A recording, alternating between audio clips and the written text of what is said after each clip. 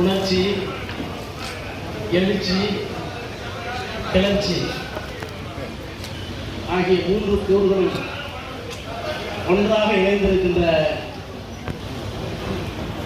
தலைவர் எனது அன்பிற்குரிய சகோதரர் கோவில் எழில் அவர்களே, நூல்களை எல்லாம் பெற்றுக்கொண்டு எனக்காக தன்னுடைய உரையை சுருக்கி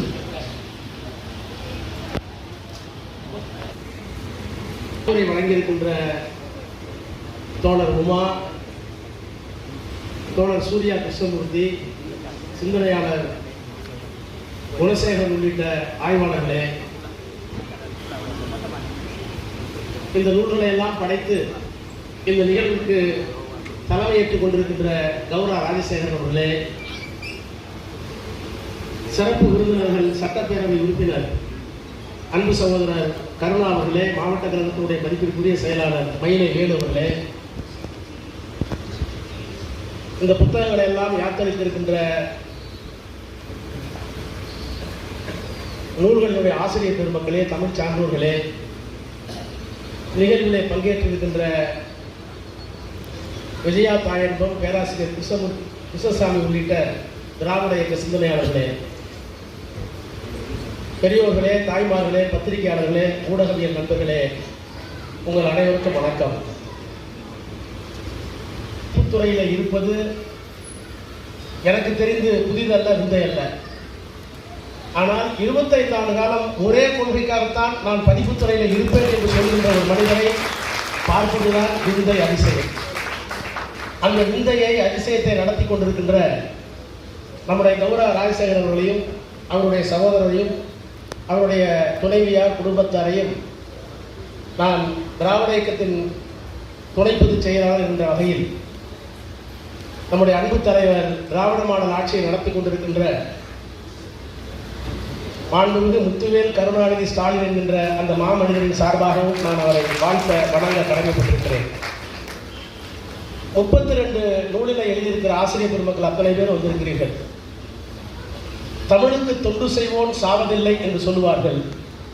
கலைஞரே ஒரு தமிழ், அந்த கலைஞருக்கு தொண்டு செய்த உங்களுக்கும் சாவில்லை என்பதில் எனக்கு நம்பிக்கை இருக்கிறது. இந்த புத்தகங்கள் இன்னும் ஒரு 100 ஆண்டுகளுக்கு கழித்து யாராவது ஒரு மாணவன் கலைஞரை ஆய்வு செய்ய வேண்டும் என்று சொன்னால், திராவிட இயக்கத்தை ஆய்வு செய்ய வேண்டும் என்று சொன்னால், புத்தகம் சிறிதாக இருக்கலாம், ஆனால் அதில் சொல்லப்பட்டிருக்கிற கருத்துக்கள் இத்தனை பரிமாணங்களா ஒரு மனிதருக்கு. பேரறிஞர் அண்ணா மறைந்தார், மறைந்த போது சொன்னார், கலைஞர் எழுதினார், அழுதார். நிழல் நீதான் என்றிருந்தோம், கடலத்திற்குள் நிழல் தேட போய்விட்டாயே, நீ கண்மூடி சிந்திக்கும் பேரழகை கண்டுள்ளேன் என்று மண்மூடி கொண்டுள்ளை காணாமல் தடுப்பதென்ன கொடுமை, கொடுமைக்கு முடிவு கண்டாய், எமை கொடுமைக்கு ஆளாக்கி ஏற்று சென்றாய், எதையும் தாங்கும் இதயம் வேண்டுமென்றாய், இதையும் தாங்க ஏதன்னா எமக்கு இதயம் என்று அழுதாரை கலைஞர்.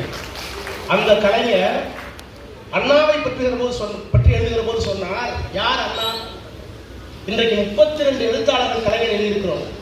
அன்றைக்கு கலைஞர் அண்ணாவை எப்படி பார்த்தார் என்றார், தலைவர் என்பார், தத்துவ மேதை என்பார், சொல்லாற்றல் சுவைமிக்க எழுத்தாற்றல் பெற்றார் என்பார், மனிதன் என்பார், மாநிலத்து அமைச்சர் என்பார், நடிகர் என்பார், நாடக வேந்தர் என்பார், அத்தனையும் தனித்தனியே சொல்வதற்கு நேரமற்றோ நெஞ்சத்து அன்பாலே. அண்ணாவுக்கு இத்தனை பரிமாணங்கள். பெரியாரை அடையாளப்படுத்த வேண்டும் என்று சொன்னால் ஒரே வரி, மனிதனை நினை, கடையுள மர, மானமும் அறிவும் மனிதருக்கு அழகு. இதற்காகவே ஒரு மனிதர் 90 வயதையும் தாண்டி இந்த மண்ணிலே வாழ்ந்தார் என்பதற்கு பெரியார் அடையாளம். அண்ணாவுக்கு இத்தனை அடையாளம். ஆனால் பெரியாரும் அண்ணாவும் உருவாக்கி இருக்கிற கருத்தாக்கம் இருக்கிறது. அந்த கருத்தாக்கம் இன்றைக்கு கலைஞராக அவர் இறந்ததற்கு பிறகு வாழ்ந்து கொண்டிருக்கிறார் என்பதற்கு அடையாளமாகத்தான் இந்த 32 நூல்களும் இந்த அரங்கிலே இன்றைக்கு வெளியிடப்படுகிறது. நான் கலைஞரோடு பழகியிருக்கிறேன், அவரோடு பயணித்திருக்கிறேன். அவருடைய கைகள் என்னுடைய தோளிலே விழுந்திருக்கிறது. ஆனால் அவர் மறைந்ததற்கு பிறகு மீண்டும் மீண்டும் அவரை படிக்கிறேன். அவரால் படித்த மாணவனாகிய நான் நாடாளுமன்றத்திலே பல்வேறு கேள்விகளை, சவால்களை எதிர்கொள்கிறேன். பல்வேறு அடக்குமுறைகள், இவற்றையெல்லாம் பார்த்ததற்கு பிறகு கலைஞர் என்ற மனிதனோடு, உயிருள்ள ஒரு மனிதனோடு நான் வாழ்ந்ததாக கருதவில்லை. அது சாகா வரம் பெற்ற ஒரு கருத்து நிறுவனம், அது ஒரு கருத்தியல் நிறுவனம், கான்செப்ஷனல் இன்ஸ்டிடியூட் என்று சொல்வார்கள். தனி மனிதனை இழந்து விடலாம், ஆனால் தனி மனிதன் ஏற்படுத்தியிருக்கிற நிறுவனம் இருக்கிறது, அந்த நிறுவனம் எப்போதும் இருந்து கொண்டே இருக்கும், சவால்களை சந்தித்துக் கொண்டே இருக்கும். எனவே இன்றைக்கு கலைஞரை நாம் புகழ்வது என்பது வேறு. வெவ்வேறு பரிமாணங்களிலே கலைஞரை பாராட்டி இருக்கிறார்கள். மொழியை பற்றி சொல்ல வேண்டுமானால் அவர் சொல்லலாம். இரட்டை வரியில் சொல்லணும்னா கலைஞர் செய்திருக்கிற மிகப்பெரிய சாதனை மொழியை முன்னிறுத்தி இனத்தை காப்பது, இனத்தை முன்னிறுத்தி மொழியை மீட்பது. இது ரெண்டுதான் அடையாளம். மொழியை முன்னிறுத்தி இது தமிழ் இனம் செய்தார் கலைஞர். இனத்தை முன்னிறுத்தி மொழியை மறக்காது மீட்டெடுப்பதற்காக இந்திய போராட்டம். இந்த இரண்டும் தான் அவருடைய அடையாளம். இங்க லெனின் பேசுகிற போது சொன்னார், வந்திருக்கின்ற எல்லோரும் சிந்திக்கக்கூடியவர்கள், லெனின் பேசுகிற போது சொன்னார் திராவிட இயக்கத்திற்கு மட்டும்தான் முடிவில்லைன்னு சொன்னார்.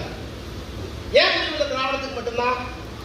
திராவிடத்திற்கு முடிவில்லை என்பதற்கு காரணம், இந்த மனித சமூகத்தில் எதுவரை ஏற்றத்தாழ்வும் சுரண்டலும் இருக்கிறதோ அதுவரை இந்த இயக்கம் தேவைப்படும். அந்த தத்துவத்தை கொடுத்த இயக்கம் திராவிட இயக்கம். எத்தனையோ இயக்கங்கள் இருக்கலாம், ஆனால் இந்த இயக்கம் ஒன்றுதான் மானுடத்தை போற்றுகின்ற இயக்கம். எதுவரை சாதித்தோ, ஏன் ஒரு மொழி மீது இன்னொரு மொழி ஆதிக்கம் செலுத்தினால் கூட அதையும் தடுக்கக்கூடிய வல்லமை இந்த கருத்தியலுக்கு தான் இருக்கிறது என்பதற்காக தான். பெரியாரும் அண்ணாவும் எங்கே வேறுபட்டார்கள்? நான் கலைஞரோடு போவேன், அண்ணாவை பார்த்ததில்லை. ஏன்னா நான் பிறந்தது 1964, அண்ணா இறக்கும் போது 4 வயசா இருந்தது, அவ்வளவுதான் 3 வயசா இருந்தது. ஆனா கலைஞரோட காரில் போகிற போது கோபாலபுரத்தில் ஏறணும்னு சொல்லுவார். செக்யூரிட்டி கேட்பாங்க, ஐயா எந்த வழி? ரொம்ப காரசாரமான சட்டமன்றத்தில் நடந்தா இன்றைக்கு எதிர்கட்சிகள் பிரச்சனை கிளப்புகிறார்கள், பெரியார் வழியில் போ. இன்னைக்கு அமைதியா நடந்து எல்லாம் பாராட்டுவதுன்னா அண்ணா வழியில் போகும்போது என்ன வித்தியாசம்? அண்ணா சார் வழியா போகலாம் செக்ரட்டரியேட்டுக்கு, பெரியார் சார் வழியா போகலாம். அப்புறம் சொல்லுவார், ஆட்சி போயிடுச்சுன்னு வச்சுங்க, ஆட்சி போயிடுச்சுன்னா எப்பவுமே ஆட்சி இருக்கும்போது அண்ணா வழியா போகலாம், ஆட்சி இல்ல எதிர்நீச்சல் போடணும், பெரியார் வழியா போகும்போது. ஆட்சியில் இருந்தால் அண்ணா வழி, ஆட்சியில் இல்லாவிட்டால் பெரியார்.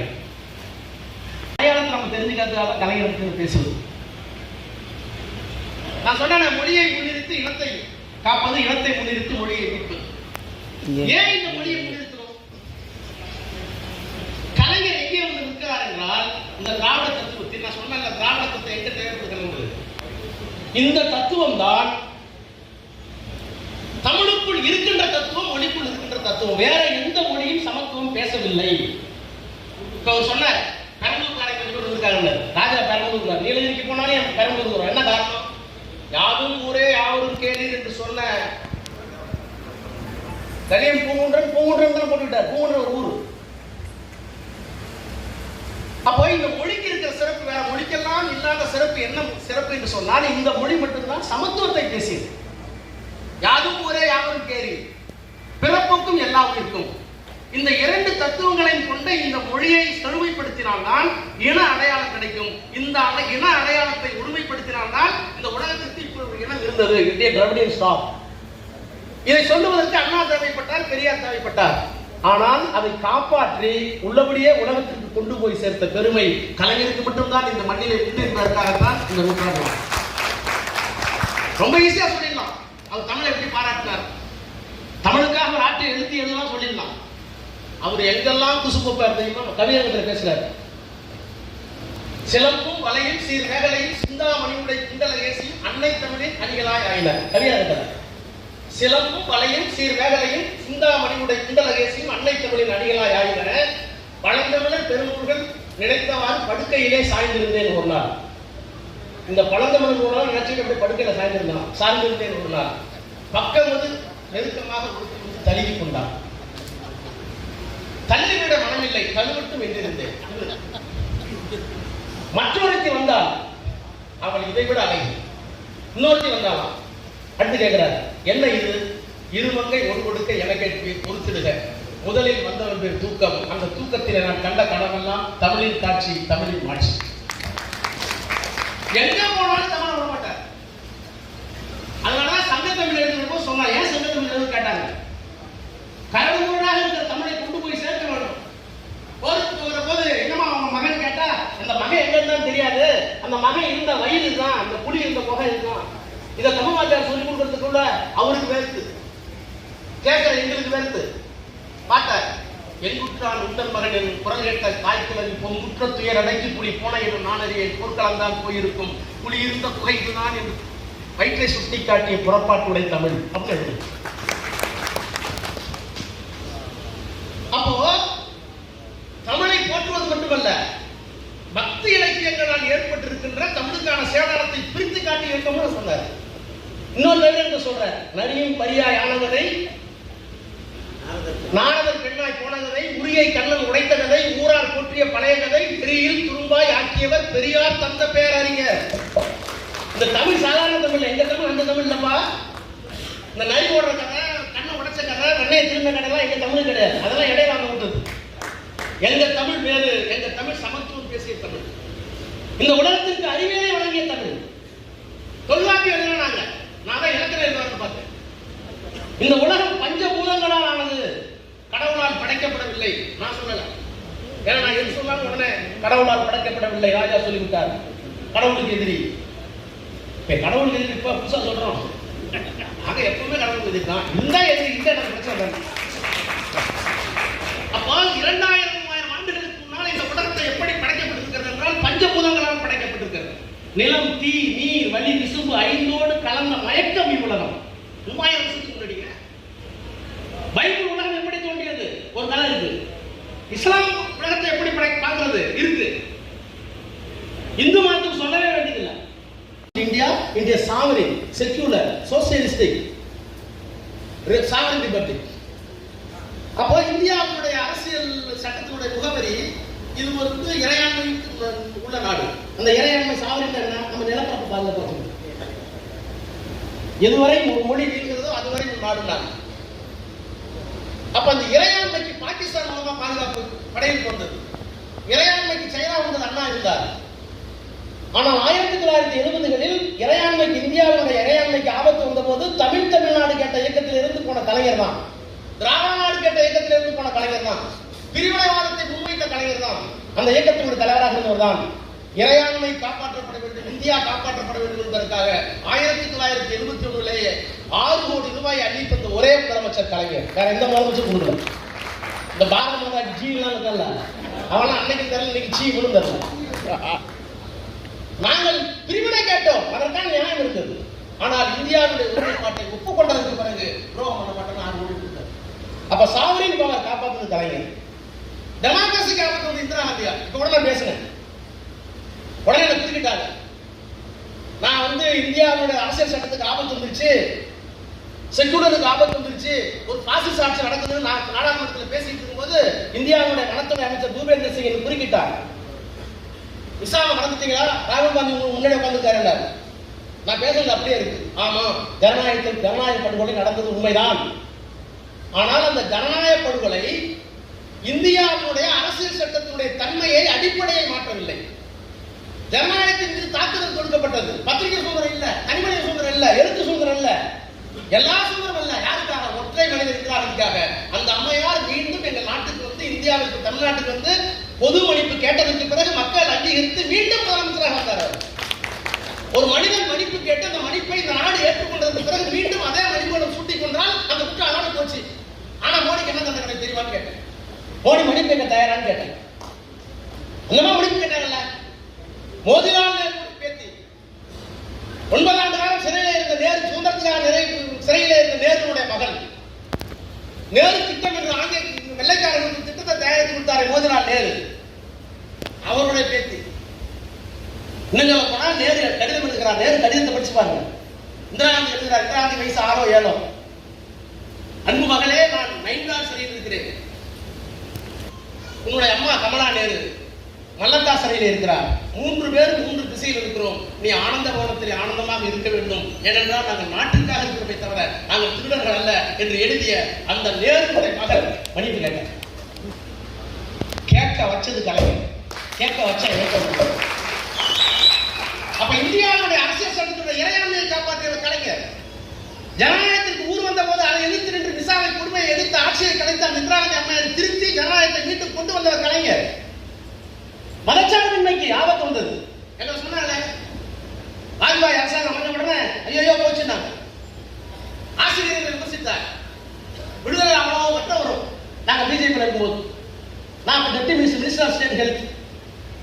விடுதலையை திறந்தா எனக்கே பயமா இருக்கும்.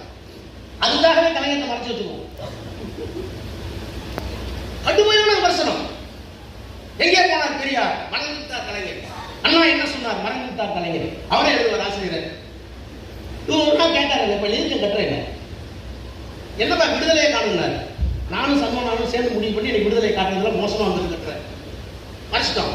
பார்த்தாரு எல்லாத்தையும் விடுதலை எங்கன்னு கேட்டாரு. முடிச்சோம். எங்க விடுதலைன்னு கேட்டாரு. இருக்கீங்க, அது எல்லாம் வந்திருக்கிறது வேணான்னு பார்த்தேன். எடுத்து வந்தார், படிச்சார். கோவம் வரும்னு பார்த்தேன். இதுக்குதான் மறைச்சேன் ராமண்ணன். இப்படி எழுதினாதான் அவர் வீரமணி, இல்லைன்னா வீரமணி. விடுதலை இப்படி வந்தால்தான் அவர் வீரமணி, இல்லை என்றால் அவர் ஈரமணி சொல்லிட்டு சொன்னாரு.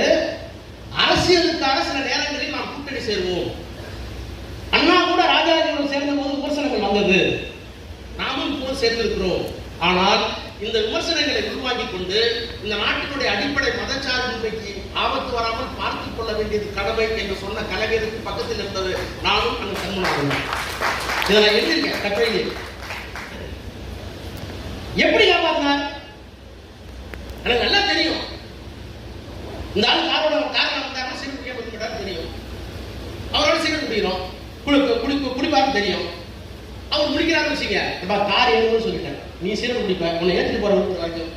ஆனா அவனை சிகரெட் தொடக்கூடாது, தொடாம வரும் அப்படின்னு ஒரு கட்டி அவன் சீக்கிரம் குடிக்கணும் அப்படின்னு அழைச்சிட்டு போது ஒரு பெரிய கலந்தாங்க. அப்ப இந்து மத வெறியர்களாக இருந்த பிஜேபியை, RSS, ஜனசங்கத்தை கூட்டணியில வைத்துக் கொண்டு உங்கள் மூணாவது கொள்கை எது? ஆர்டிகல் 370 காஷ்மீரத்துக்கு 370. இன்னொரு மூணாவது கொள்கை எது?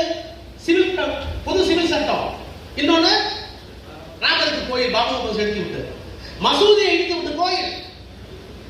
காஷ்மீருக்கு வழங்கப்பட்டிருக்க சிறப்பு அதிகாரம் 370 பொது சிவில் சட்டம். இதுதான் மூணாவது கொள்கையை. 5 நிமிஷம் சிகரெட் குடிக்கலாம், என்னோட உயிரோட இருக்க முடியாதுலாம் அவன் கொள்கை. அவனை தூக்கி வண்டியில போட்டுட்டு திருச்சி வரைக்கும் சிகரெட்டை போட்டு தான் வளர்ப்பேன். அது மாதிரி எங்களோட ஆட்சியில் இந்த 3 கை வச்சு நான் தொடச்சு வச்சு எழுதி வாங்கிட்டேன்.